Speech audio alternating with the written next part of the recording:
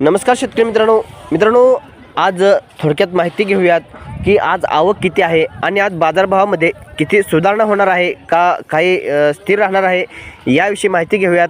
आणि मित्रांनो, बाहेरच्या राज्यातील उत्तराखंड येथे मार्केटमध्ये थोडी सुधारणा पाहायला मिळते। आणि शेतकरी मित्रांनो, जे सध्या मार्केटमध्ये कांदा येतोय तो नवीन कांदा येतोय का जुना कांदा येतोय हेही पाहूयात।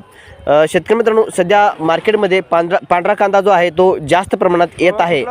मित्रांनो, हा कांदा जो आहे तो माळशिरस तालुका आणि जो सातारा साईड आहे येथील कांदा, हा पांढरा कांदा नवीन कांदा भरपूर प्रमाणात येत आहे। मित्रांनो, या कांद्याला उच्चांकी बाजारभाव मिळतोय 2500 रुपये आणि एक अर्धा लॉट हा 3000 रुपयेपर्यंत जातोय। मित्रांनो, ह्यावर्षी पांढऱ्या कांद्याला हा बाजारभाव जास्त मिळतोय। पण शेतकरी मित्रांनो, आज उत्तराखंड येथे बाजारभावाची परिस्थिती पाहिली तर 100 रुपयाने वाढ पाहायला मिळते।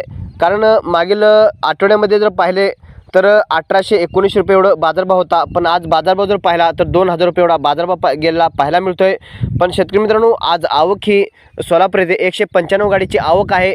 आवक ही स्थिर आहे असं म्हटलं तरी चालेल। कालच्या तुलनेमध्ये आवक ही वाढलेली नाही, पण मागील आठवड्या तुलनेमध्ये जर पाहिले तर आवक ही थोडी वाढलेली आहे। पण शेतकरी मित्रांनो, सध्या कांद्याची निर्यात ही हळूहळू होईना सुरू होत आहे आणि दक्षिण भारतामध्ये कांद्याचा जो मागणी आहे ती वाढल्यामुळे बाजारभावामध्ये आणखीन सुधारणा होण्याची शक्यता आहे।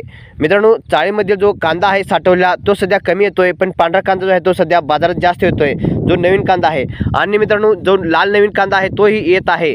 मित्रांनो, लाल कांद्याचा बाजारभाव आपण काल लाईव्हला पाहिलाच आहे। मित्रांनो, लाल कांद्याचा जो बाजारभाव आहे तो 1600-1700 रुपयेपर्यंत जो लाल कांदा नवीन मोठा आहे त्याला बाजारभाव मिळत आहे।